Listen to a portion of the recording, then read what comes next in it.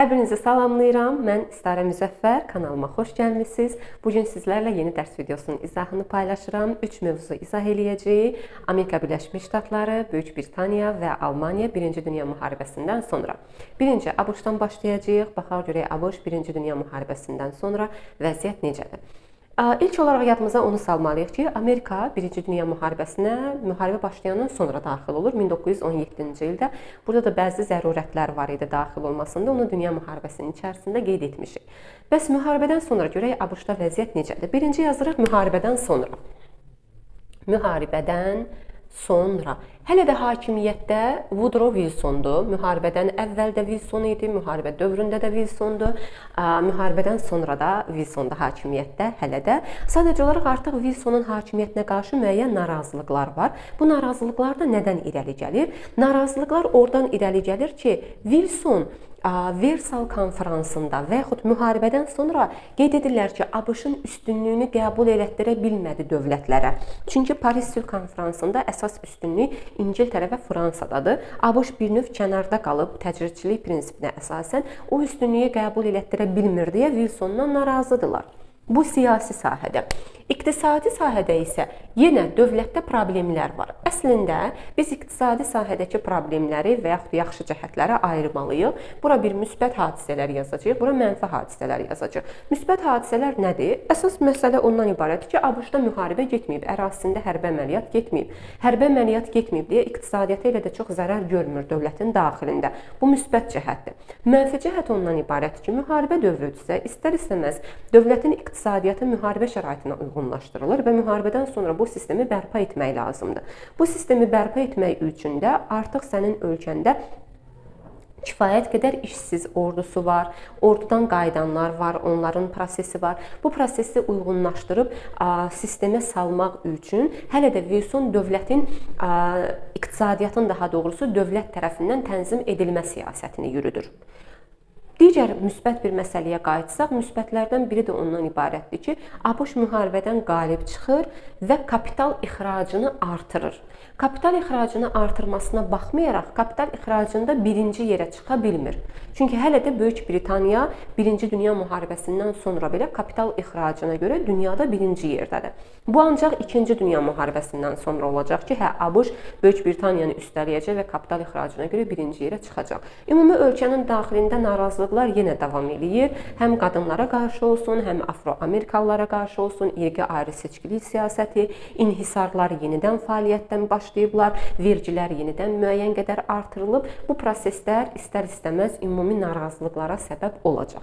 Bu narazılıqların fonunda Wilson istəyir ki, biraz öz nüfuzunu artırsın. Nüfuzunu artırmaq üçün 2 dənə qərar deyir. Birincisi deyir ki, gəlin qadınlara seçki hüququ verək.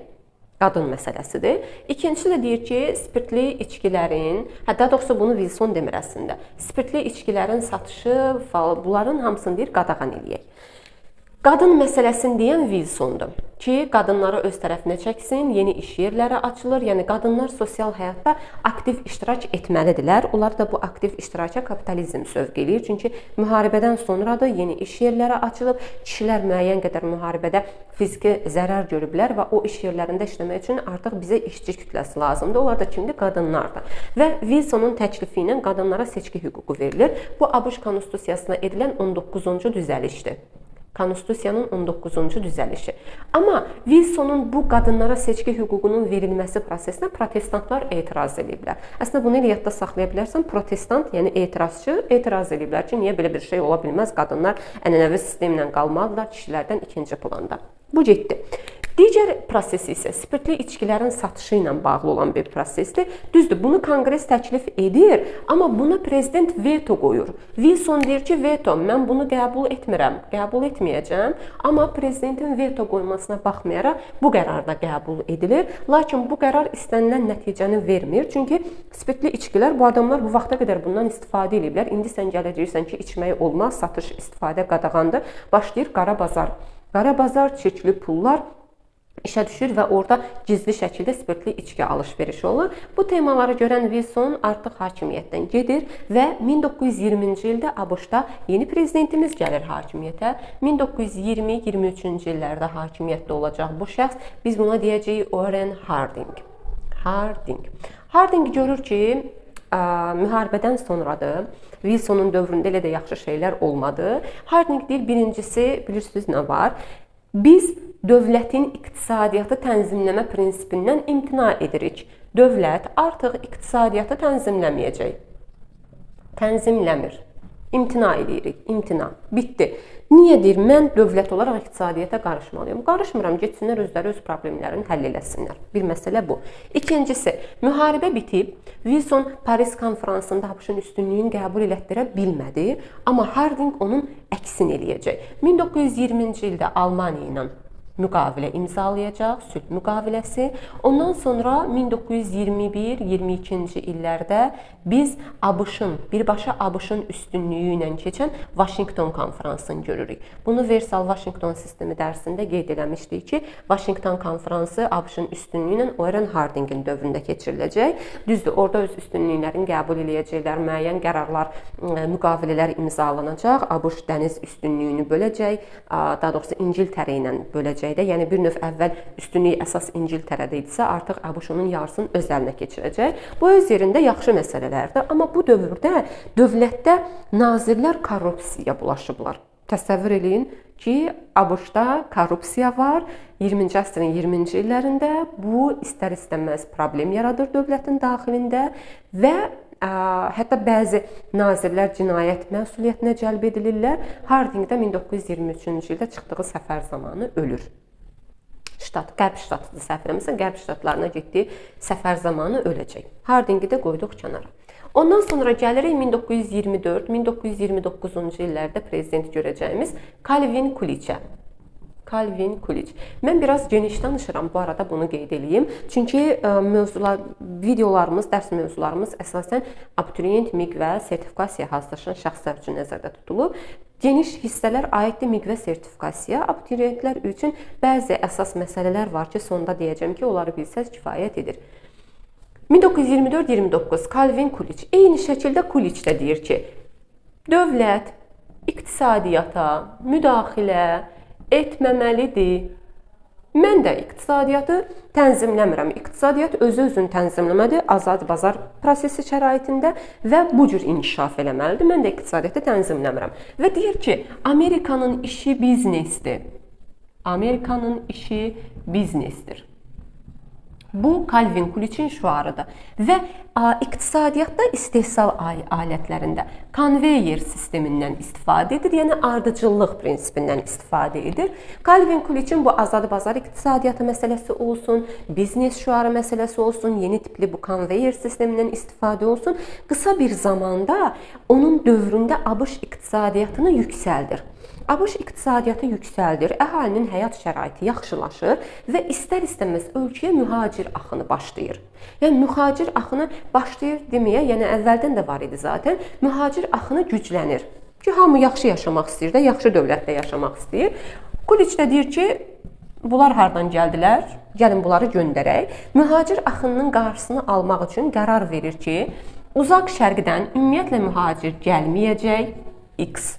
Digər ölkələrdən isə artıq məhdudiyyət qoyuruq mühacirlərin gəlişinə. Məsələn, hal-hazırda Trump da eyni fəaliyyəti icra edir mühacirlərə qarşı, miqrantlara qarşı müəyyən siyasəti var. Deyir ki, mühacirəti biz uzaq şərqdən ümumiyyətlə qəbul eləmirik, digər ölkələrdən gələn mühacir axınını isə məhdudlaşdıracağıq. Belə bir qanunu var, özü bilər, heç bir şey deyə bilmərik. Sadəcə olaraq Coolidge'in dövrü bizsiz necədir? Biz ümumi o dünyaya baxdıqda 24-29-cu illər dünya dövlətləri arasında müharibədən sonra bir yumşalma dövrü, mülayimləşmə dövrü kimi qəbul edilmişdir.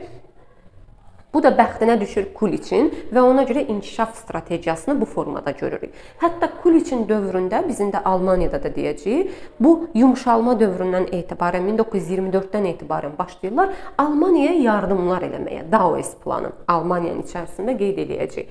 Mühacir axını. Ondan sonra xarici siyasətində nədir? Pulları çoxdur axı. Xarici siyasətində yenidən deyir ki, Latın Amerikası ölkələrinə Latin Amerikası ölkələrinə maliyyə yardımları eləyək və bu maliyyə yardımları ilə orada öz təsirimizi gücləndirək.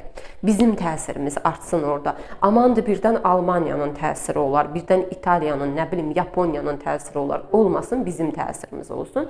Nəysə 24-29-cu illərdə Calvin Coolidge hakimiyyətdə olacaq. Coolidge'dən sonra möhtəşəm insan, bəxti gətirmir, Herbert Hoover gəlir hakimiyyətə 1929-1933-cü illərdə hakimiyyətdə olacaq Herbert Hoover. Hooverin dövründə problem nədən ibarət? Problem ondan ibarətdir ki, 1929-cu ildə böyük böhran başlayır. Yəni bu adamın qəşəng planları var idi. Özdə New Yorkda birja iflas eləyir. Qəşəng planları var idi ki, nələrsə edək, inzibati sahədə, iqtisadiyyatda, idarə etmədə, amma böhranın başlaması Hooverin bütün planlarını alt-üst edir və ona görə dövründə hər hansısa bir xüsusi bir şey görmürük. 33-cü ildə hakimiyyətdən gedəcək. İndi gəlirik əsas məsələyə. Bu ABŞ mövzusunun içərisində ən çox abituriyentlərə lazım olan hissəyə, bu hissədə hansı hissədir? Franklin Delano Roosevelt yeni xətt siyasəti. Bax, bu ən əsas hissədir abituriyentlər üçün. Təbii ki, MİQF sertifikasiya onlarda da eyni şəkildə. Amma abituriyentlərdə bunlardan, məsələn, bu Amerikanın işi biznesdir, hə, bunu bilmək lazımdır. Digərlərində ümumi bilmək lazımdır. Məsələn, Washington konfransı Hardingdə. Amma əsas bizə lazım olan hissə Theodore Roosevelt, Franklin Roosevelt və onun yeni xətt siyasəti. Gördük ki, 1929-da böhran başladı. 1933-cü ilə qədər bu böhran Herbert Hooverin dövründə davam edəcək. 33-cü ildə Hoover hakimiyyətdən gedir. Hoover hakimiyyətdən gedəndən sonra hakimiyyətə gəlir Franklin Roosevelt. İndi Franklin Rooseveltin dövrünə keçməzdən öncə mən sizə belə bir sual verim ki, bəs biz ilk dəfə dünya iqtisadi böhranını nə vaxt görmüşdük? Birini dedik, hə, 1929-dadır. Bəs birincisi nə vaxt idi? Bunu yadımıza salaq və o böhran həm Azərbaycana, həm digər ölkələrə falan necə təsirləmişdi, bir dənə bunu yada salaq. Gəldik Franklin Roosevelt.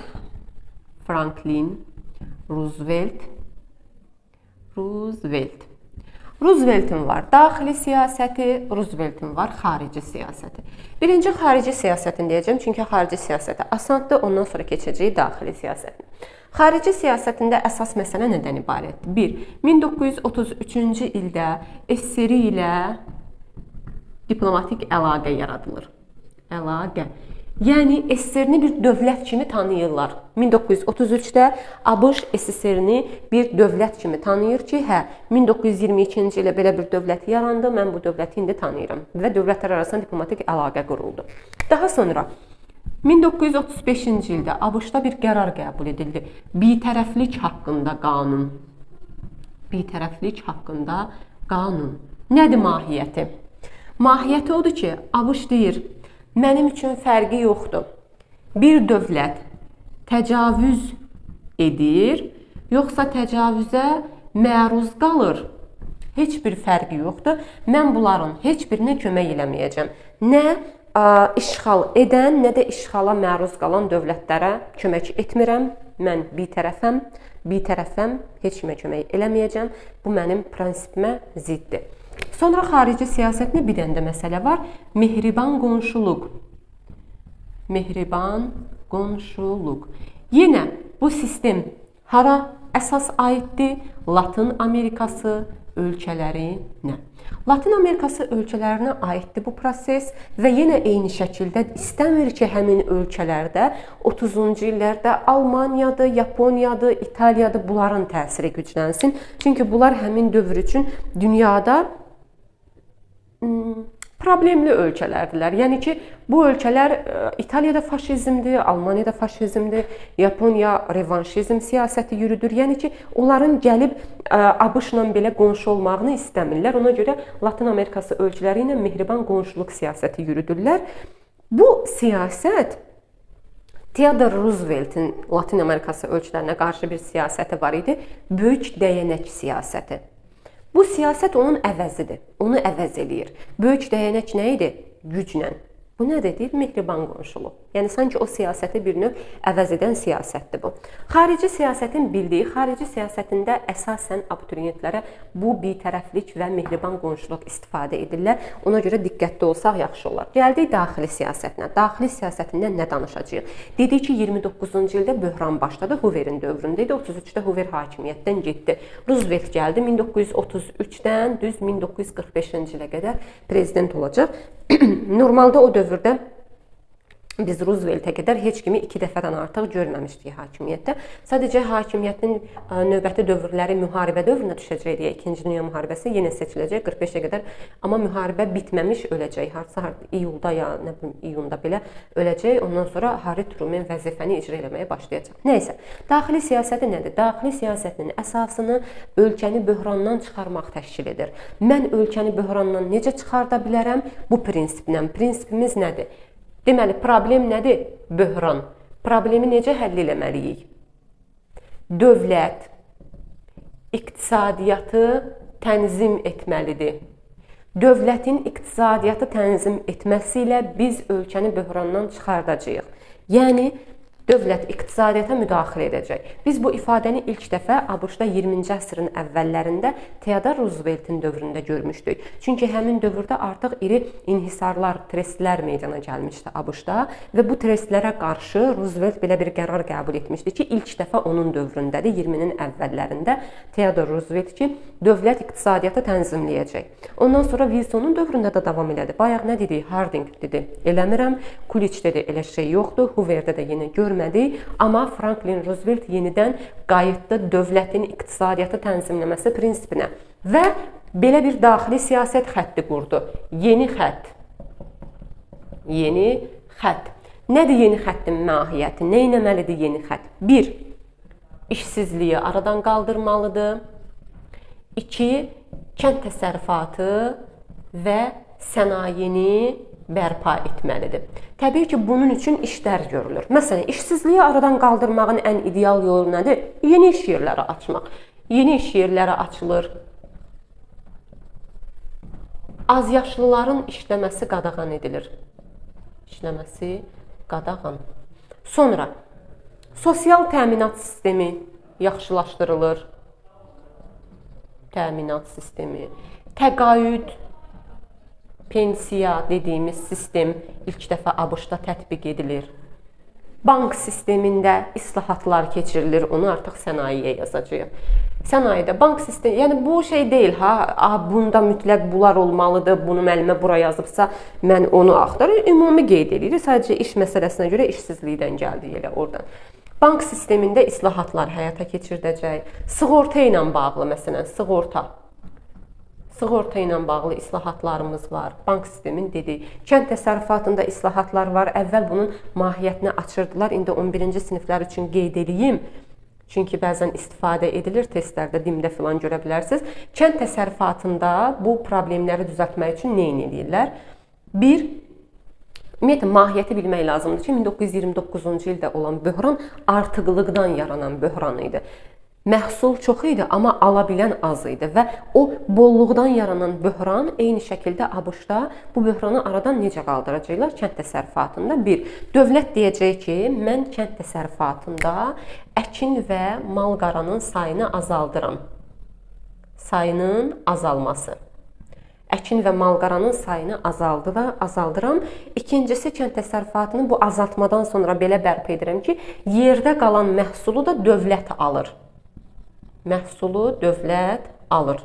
Yəni, azaldıram. Tutaq ki, artıq sən 20 dənə yox, 10 dənə inək saxlamalısan və mən deyirəm ki, mənim 20 dənə inəyim var, o 10 dənə inək nə olacaq? Dövlət deyir ki, eybi yoxdur, o 10 dənə inəyi mən səndən alıram. Əkin və mal-qaranın sayı azaldılır və yerdə qalan artıq məhsul da dövlət tərəfindən alınır. Düzdür, təzə kitablarımızda yoxdur, amma dində sualların içində görə bilərsiniz. Ona görə əsas 11-ci siniflər diqqətli olsunlar ki, bu cümlədə. Daha sonra heç nə, bu qədər belə bir sistem həyata keçirilir dövləti böhrandan çıxartmaq üçün. Təbii ki, ABŞ-da da o dövrdə çıxırlar, deyirlər ki, Ay bu bizim ənənəvi azad bazar iqtisadiyyatımıza ziddir, kapitalizmə ziddir. Gəlin bu yeni xətt siyasətini ləğv eləyək, bunun prinsiplərindən imtina eləyək. Məhkəmə hakimləri belə bir qərar qəbul eləyir. Roosevelt də fikirləşir ki, əslində məhkəmə hakimlərinə mən öz adamlarımı təyin etsəm, onlar mənim fikrimlə razılaşar və biz yeni xəttə dəymərik. Belə bir təklif irəli sürür ki, məhkəmə hakimlərini dəyişək, yenidən orada təyinat olsun. Amma 18-ci əsr ABŞ konstitusiyasına geçsək, biz görürük ki, məhkəmə hakimləri prezident tərəfindən ömürlük təyin edilir. Yəni sən o adamı ölməmiş vəzifədən götürə bilmərsən. Ona görə razılaşmırlar bu sistemdən. 37-ci ildə yavaş-yavaş bu deyirlər ki, böhrandan çıxmışıq, yeni xətti zəiflədək də artıq ehtiyac yoxdur yeni xəttə. Zəiflədirlər, zəiflədən kimi təzədən problem başlayır. Sadəcə ABŞ-ın bəxti orada gətirir ki, 39-cu ildə müharibə olur. Müharibə olan kimi artıq yeni istehsallara ehtiyac var deyə iqtisadiyyat bir növ orada təzədən özünü bərpa etməyə başlayır. Bu oldu bizim ABŞ 1-ci Dünya müharibəsindən sonra. Dediyim kimi mövzu biraz geniş ola bilər, xırdalıqlı ola bilər, amma abituriyentlər üçün əsas lazım olan Rooseveltin dövrüdür. Demirəm digərləri lazım deyil, təbii ki lazımdır, düşə bilərmi, düşə bilər, amma daha belə bir diqqətli olmaq lazımdır Rooseveltin dövründə. İndi keçəcəyik Almaniya və Böyük Britaniya 1-ci Dünya müharibəsindən sonra. Necə danışaq? Böyük Britaniya 1-ci Dünya müharibəsindən sonra qısa mövzuda əslində əsasən abituriyentlər üçün əsas qeyd edilməli yerlər hansılardır, onları qeyd edəcəm. Biraz da geniş şəkildə miqə və sertifikasiya hazırlaşan müəllimlər üçün qeyd edəcəyik.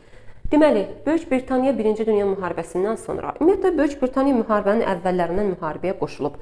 Yadımıza salırıq ki, hansı hadisədən sonra Böyük Britaniya müharibəyə qoşuldu tez. Ondan sonra müharibə gedir, müharibə nəticəsində qalib gəlirlər. Sadəcə problem orada meydana gəlir ki, müharibəyə qədər, müharibə dövründə İngiltərə əsasən borcu verən ölkə idisə, yəni kapitalı ixrac edən ölkə idisə, artıq borc alan ölkəyə çevrilir, yəni kapitalı idxal edən ölkəyə çevrilir. Bu problem yaradır. Yəni sən artıq borc almağa başlayırsan başqa dövlətlərdən. Dünyanın maliyyə mərkəzi o vaxta qədər London idi, artıq dünyanın maliyyə mərkəzi olur New York. Deməli, borcu da kimdən alırmışlar? Amerikadan alırmışlar. Həmin dövr hakimiyyətdə Lloyd George və Lloyd George bunun bir koalisiyalı hökuməti var idi. Müharibə dövründə belə bir şey qurmuşlar, koalisiyalı hökumət. Lakin müharibədən sonra bu hökumətə qarşı biraz narazılıqlar var. Yenə də hamı müharibədən çıxır və müharibənin fəsadlarının aradan qaldırılmasına çalışılır. Çünki müharibədən sonra İngiltərənin özündə də təmərküzləşmə artıb, inhisarlaşmanı görürük. Belə problemlər var. İş yerləri azdır, yeni gələn işsizlərin sayı çoxdur. Bu problemləri aradan qaldırmaqda problem var. Yəni qaldıra bilmir Lloyd George hökuməti. Bir də əsas məsələ Lloyd George hökumətinə qarşı münasibət harda mühafizəkarlar tərəfindən bir növ pislənilir. O müstəmləkələr məsələsində bir növ daha loyal yanaşırdı George bu məsələlərə. Müstəmləkələrdir, digər dominionlardır. Amma mühafizəkarlar deyir ki, sən nə danışırsan? Yəni müstəmləkə və dominion məsələsi Böyük Britaniyanın bir növ namus, qeyrət məsələsidir. Biz ona toxuna bilmərik. Qətiyyətsizlik olur George hökuməti tərəfindən. George deyib George yazmışam. Ondan sonra 1922-ci ildə bu hökumət gedəcək. Hökumət gedəndən sonra seçkilər keçirilir. Seçkilərdə mühafizəkarlar qalib gəlirlər. Mühafizəkar qalib gəlir, amma seçkilərdə qalib gəlmək üçün verdikləri vədləri yerinə yetirə bilmirlər. Belə olanda mühafizəkarlar leyboristlərə deyir ki, işçi partiyasıdır leyborist. Leyboristlərə deyir ki, gəlin siz hökumət təşkil eləyin. 1924-cü ildə Böyük Britaniyada ilk dəfə leyboristlər hakimiyyətə gəlirlər. Leyborist hökuməti. Leyboristlər hökuməti qurulur. Rəhbəri də Ramsay MacDonalddır. Ümumiyyətlə, Böyük Britaniyada biz əsasən 20-ci əsrin əvvəllərinə qədər 2 dənə partiya görürdük. Liberallar, bir də mühafizəkarlar partiyası. Artıq 20-ci əsrin əvvəlində Leyboristlər partiyası da yaranmışdı. Bunlar sosial yönümlü partiyadır. Bu partiyada yaranmışdı. Artıq 1924-cü ildə ilk dəfə Leyboristlər hakimiyyətə gələcək. Hökumət rəhbəri də olacaq Ramsay MacDonald. Çox uzun olmayacaq bu hökumətin müddəti. Çünki ilk dəfə təşkil edirlər hökuməti. Bu qədər narazılıq var dövlətdə. Bu narazılıqları həll eləyə bilmirlər və ona görə tez hakimiyyətdən gedirlər. Bunlar hakimiyyətdən gedəndən sonra təzədən mühafizəkarlar qayıdır. Mühafizəkarlar qayıdır və biz yenidən mühafizəkar hökuməti görəcəyik 1929-cu ilə qədər. İndi düzdür, bu dövrdə 24-29 yenə o yumşalma, mülayimləşmə dediyimiz dövrdür. Britaniyanın özündə də vəziyyət nisbətən yaxşıdır. Sadəcə olaraq işsiz problemi çoxdur. İşsiz problemi çoxdur. İş yerlərində fəhlələrin bir növ narazılıqları çoxdur. Yəni onların əməyinin istismarı var. Belə də olduqda 1926-cı ildə, 1926-da İngiltərədə fəhlələrin ilk ümumi tətili həyata keçirilir. Fəhlələrin ilk ümumi tətili olur. Yadımıza salaq, Azərbaycanda nə vaxt idi ilk ümumi tətil? Bir şeydə Böyük Britaniyanı qabaqlamışıq, çünki bizdə daha əvvəl olub. Bu tətil olandan sonra 1927-ci ildə hökumət belə bir qərar verir ki, mühafizəkar hökuməti hökumətə təsir edə biləcək tətil və nümayişlər qadağan edilir. Hökumətə təsir edəcək tətil və nümayişlər qadağan edilir. Belə bir qadağalarını da qoydular. Ondan sonra 1929-cu ildə mühafizəkarlar hakimiyyətdən gedəcək. 1929-cu ildə yenidən biz ikinci Leybarist hökumətini görəcəyik. Leybarist, yenə rəhbərimiz Ramsay MacDonalddır. Bu dəfə də bəxtləri gətirmədi, çünki 1929-cu ildə bayaq dediyi dünyada nə başladı?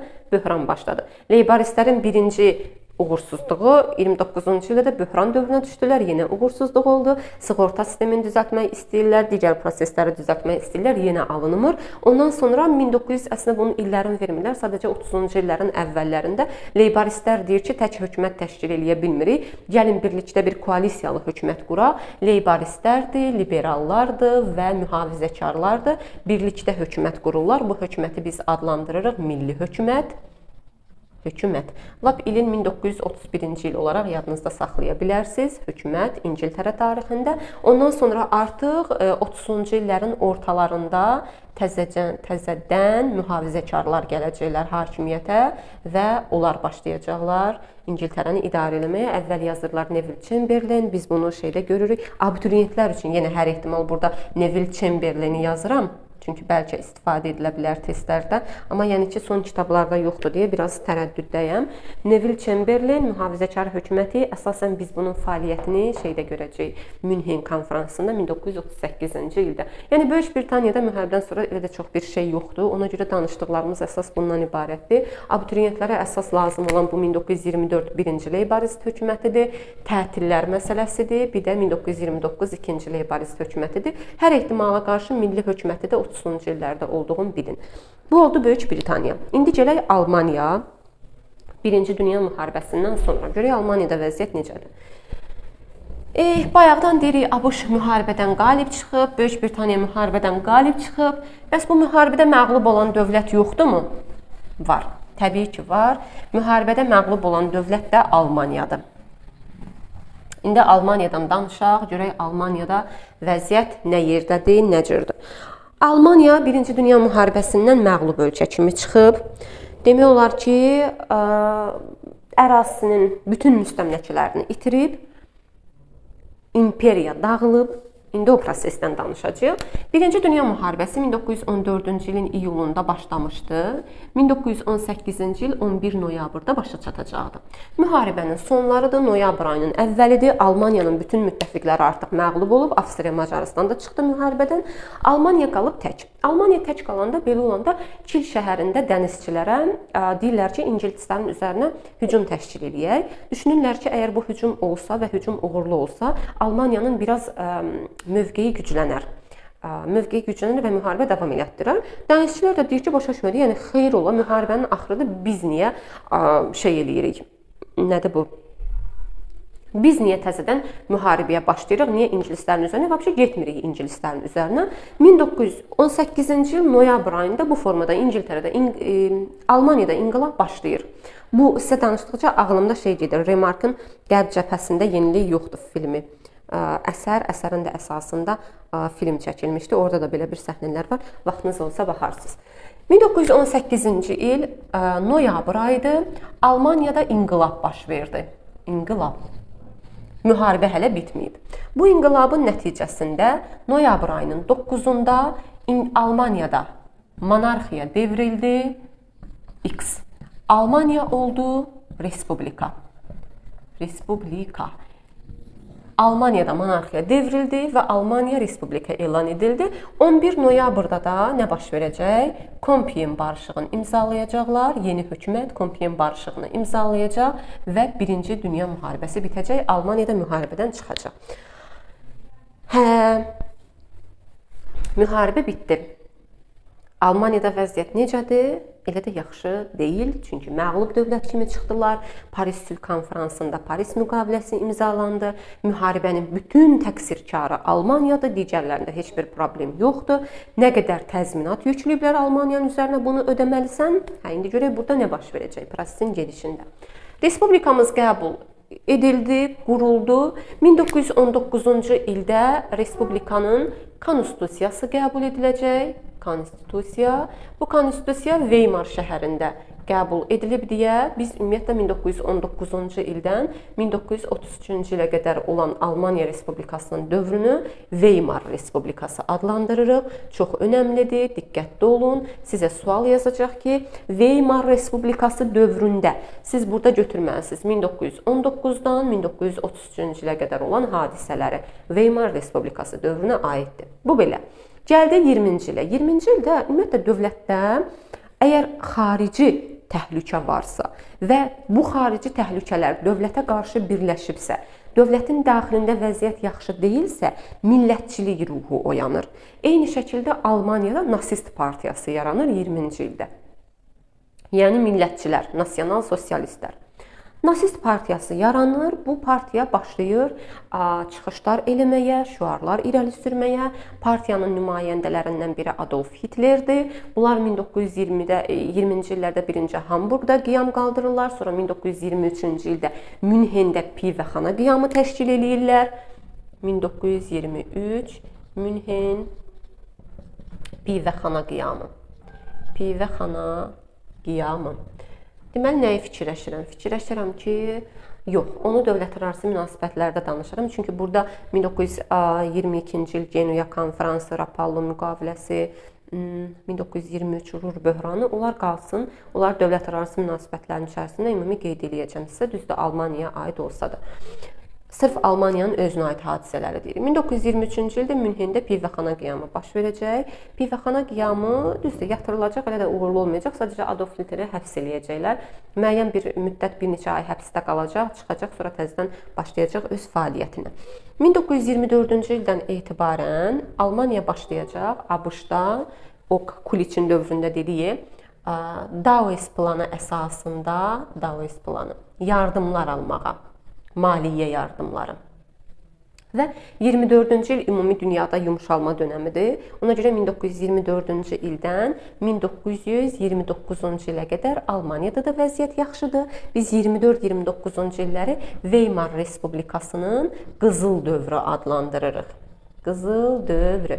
Vəziyyət yaxşıdır, ABŞ-dan kömək alır. 1925-ci ildə Lokarno konfransında iştirak edib. Bu konfransda digər dövlətlər tərəfindən bərabər hüquqlu tərəfdaş kimi tanınıb. Fransa ilə, Belçika ilə müqavilə imzalayıb. 1926-cı ildə 1926-da Almaniyanı da artıq Millətlər Cəmiyyətinə daxil eləyəcəklər ki, gəl, sən də bizim yanımızdasan. Hər şey əla, yaxşı, qəşəng işlər. Amma 1929-cu il dünya iqtisadi böhranı başlayır.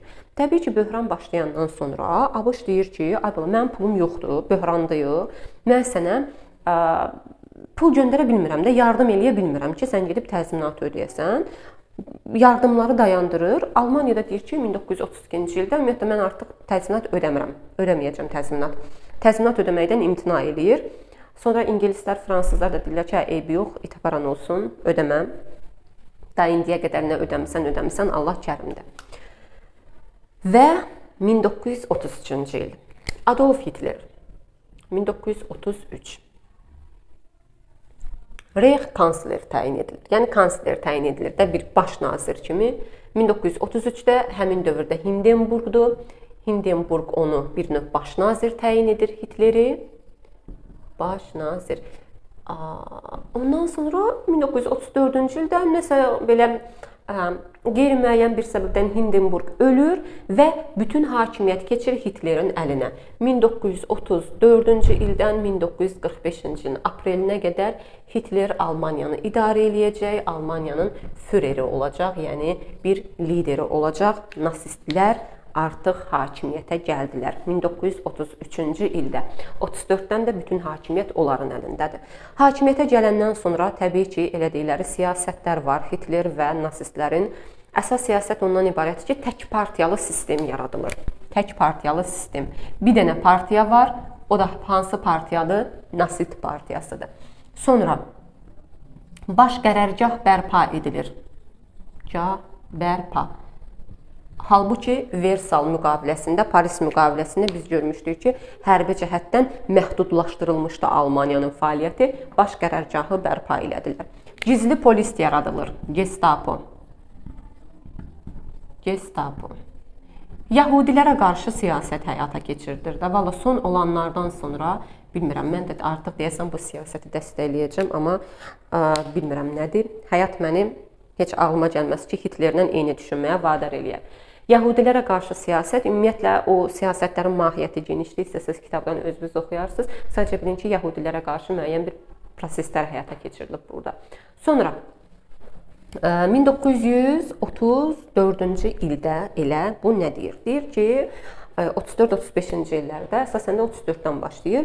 Biz Paris konfransında, Paris müqaviləsindən əsasən görmüşdük ki, Almaniya o müqavilənin sərhədlər məsələsində var idi ki, Avstriya ilə birləşə bilməz, qətiyyən sən Avstriya ilə birləşə bilmərsən. Amma Hitler dayana bilmir axı yerində, Avstriyanı birləşdirmək istəyir.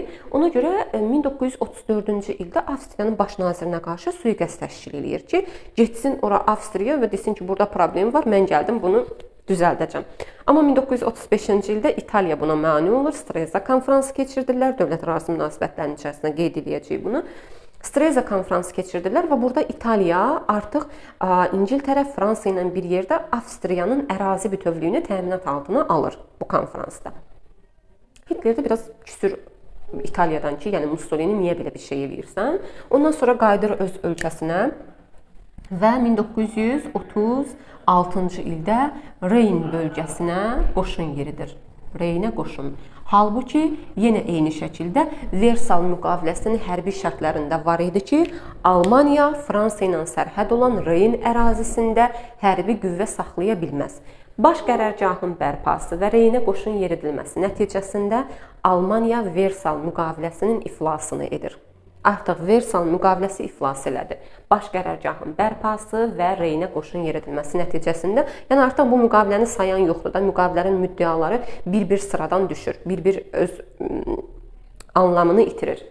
Daha sonra 1936-cı ildə belə bir söhbət olur ki, 1936 Almaniya Yaponiya ilə müqavilə imzalayır. Müqaviləmizin adı Anti-Komintern. Yəni Beynəlxalq Kommunist Təşkilatına qarşı, Kominternə qarşı birgə mübarizə, Anti-Komintern təşkilatı Almaniya və Yaponiya arasında. Nə əlaqə desiniz Almaniya, Yaponiya? Çünki düşmənimin düşməni mənim dostumdur prinsipi ilə irəliləyirlər. Sonra Pilus bura İtaliyada gələcək, üçü burada Anti-Kominterndə iştirak edəcəklər. Ondan sonra 1936-cı ildə biz bir dənə də İtaliya ilə Almaniya arasında müqavilə görürük. Almaniya-İtaliya müqaviləsi. Bəs desiniz ki, nə oldu 1934-də bəs Mussolini Hitlerə qarşı çıxırdı. Bəs nə oldu indi burada müqavilə imzalayıblar 36-cı ildə? Çünki bu prosesin gedişində 35-36-cı ildə İtaliya Efiopiyada işğallara başlayır. Afrika, Efiopiyada işğallara başlayır. Bu işğalları ingilislərlə fransızlar pisləyirlər. Belə olanda Mussolini deyir ki, mən onda ingilislərlə fransızlardan uzaqlaşıram, gedirəm Almaniya ilə yaxınlaşıram. 1936-da Almaniya ilə İtaliya arasında müqavilə imzalanacaq. Hər ikisi zaten faşist dövlətdir. 36-da müqaviləni imzaladılar. Ondan sonra Hitler yeni ərazilər istəyir, yeni ərazilər tutmağa iddialıdır. Gəlir, dayanır yenə Avstriya və Çexoslovakiya məsələsində. Avstriyadan əvvəl zaten 1938-ci ildə Avstriyanı işğal eləyəcək. Avstriya birləşdirilir. Daha sonra 1938-ci ildə deyir ki, mən tək istəyim harda almanlar varsa, o bölgələrə Almaniyaya birləşdirməkdir. Başqa niyyətim yoxdur. Və deyir ki, Çexoslovakiya var. Çexoslovakiyada Sudet bölgəsi var. Orada almanlar yaşayır. Mən oranı Almaniyaya birləşdirmək istəyirəm. Avropa dövlətləri də deyir ki, ay Allah, bu da dayanmır da. O bəzən uşaq olur, ağlayır, əlinə nəsə verirsən ki, dayansın, təki sakitlərsin. Hitler də yenə eyni şəkildə. Nəysə, ingilislərlə fransızlar deyirlər ki, ay Allah, bu yenə nəsə istəyir. Gəl görək bu nə istəyir. Gedək danışaq görək bunun dərdi nədir, nə istəyir? Bəlkə verə biləcəyimiz bir şeydir. 1938-ci ildə Münhendə konfrans keçirilir. Münhen konfransı. Münhen konfransında iştirak edir Almaniya, İtaliya, Fransa və İngiltərə. Təbii ki, bu ikisi birdir. Bu ikisi də birdir. İtaliya da Almaniyanın yanındadır. Münhen konfransında Fransa və İngiltərə faşizmin sakitləşdirilməsi siyasətini yeridirlər. Sakitləşdirmə siyasəti. Yəni ki, nəsə istəyirsən, amma verək sussun. Hitlerdən də soruşdular, nə istəyir? Deyirsin, mən Çexoslovakiyanın Sudet vilayətini istəyirəm. Münhen konfransının qərarına əsasən Çexoslovakiyanın Sudet vilayəti verilir Almaniyaya. İngilislər, fransızlar düşünürlər ki, əgər bu olsa, bundan sonra Hitler sakitləşəcək. Yəni sakitləşmə. Soruşsaz, niyə Fransa ilə İngiltərə? Yəni heç mi düşünmürlər ki, bu adam bəlkə bir təhlükəli adamdır?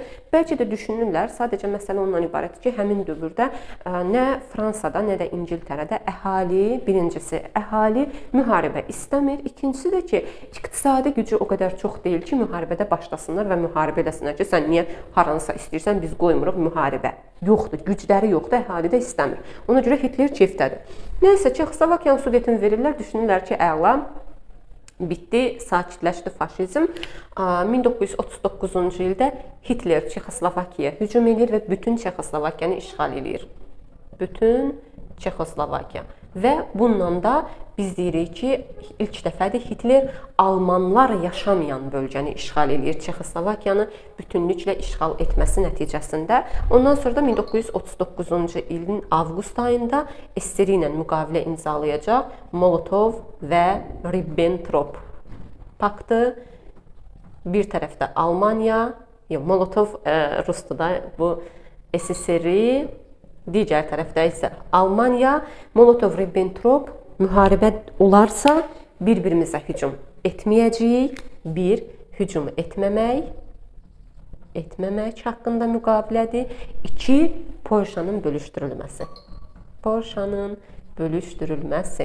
Avqust ayının 23-də imzalanıb, Polşanı bölüşdürüblər gizli sazişə əsasən. Polşanın şərqi SSR-yə verilir, qərbi Almaniyaya verilir. Bir həftə sonra 1 sentyabrda Almaniya həmin bu müqaviləyə əsasən Polşanın qərbinə hücum edir və 2-ci Dünya müharibəsi başlayır. Bu qədər. İzlədiyiniz üçün təşəkkür edirəm. Növbəti dərs videolarında görüşənə qədər hələlik.